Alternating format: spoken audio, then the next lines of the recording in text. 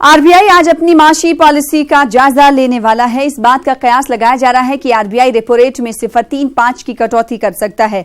अहम बात यह है कि जब से शक्तिकांत दास ने बैंक के गवर्नर का ओहदा संभाला है, आरबीआई ने महंगाई की शरह में 0.50% की कटौती की है। शक्तिकांत दास ने गुज़िश्ता दिसंबर में उर्जित पटेल की इस्तीफे के बाद ओहदा संभाला।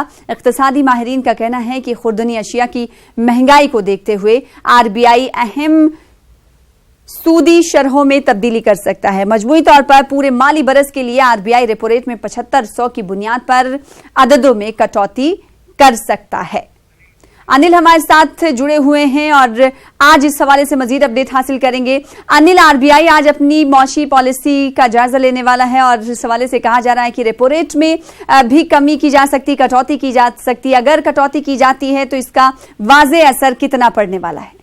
जी, मैं आपको बताना चाहूंगा सना कि इससे पहले भी जब फरवरी या 4 अप्रैल को द्विमासिक आरबीआई की मौद्रिक नीति की घोषणा हुई थी, उस समय भी 0.25 यानी कुल आधा फीसदी इसमें कटौती की गई थी, जिसका सीधा असर लोगों के ईएमआई पर पड़ा था जो होम के लिए या फिर कार खरीदने के लिए कर्ज लेते हैं। अगर मोटे तौर पर इसको समझा जाए तो अगर कोई 20 साल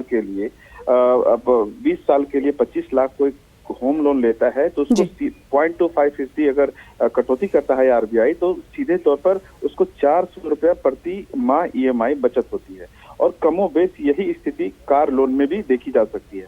इसके पीछे का कारण यह भी माना जा रहा है कि आरबीआई जो इसमें कटौती करने वाला है, इसके पीछे यह देख रहा है कि जो जीडीपी का ग्रोथ था वो चौथी तिमाही में हमने देखा, अंतिम जो वित्त वर्ष था 2018-19 का, उसमें हमने देखा कि जो जीडीपी का ग्रोथ है जिससे देश के आर्थिक विकास की गणना होती है वो घट करके 5.8% पर आ गया था, यानी 5.8% पर आ गया था, जो तीसरी तिमाही में 6.3 पर था। वहीं दूसरी तरफ देखें कि एक इन्फ्लेशन भी होता है, महंगाई दर अगर ज्यादा होती है तो आरबीआई जो रेट होता है रेपो रेट वो बढ़ाने में थोड़ा संकोच करता है क्योंकि मार्केट में ज्यादा लिक्विडिटी नहीं जाए।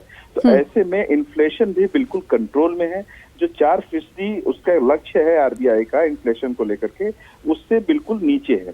तीसरी बात अगर देखा जाए, सबसे बड़ा सवाल इसमें यह है कि जो 0.25% या 0.25% से ज्यादा अगर आरबीआई कटौती करता है रेपो दर में तो उसका कितना पास ऑन केंद्रीय जो सरकारी बैंक है वो अपने कर्जदाताओं, अपने कर्ज लेने वालों को कितना पास ऑन करता है, उसको कितना फायदा पहुंचाता है। तो हमने पिछले 4 महीने में देखा, जब से आरबीआई के नए गवर्नर शक्तिकांत दास आए हैं, उन्होंने आधा फीसदी की कटौती की है, तो तमाम सरकारी बैंकों ने अधिकतम 5 से 10 बेसिस पॉइंट यानी 0.05% से लेकर 0.10% तक ही केवल अपने ब्याज दरों में कटौती की है। तो ये एक बड़ा सवाल है, कहीं ना कहीं बैंकों को इसको पास करना होगा।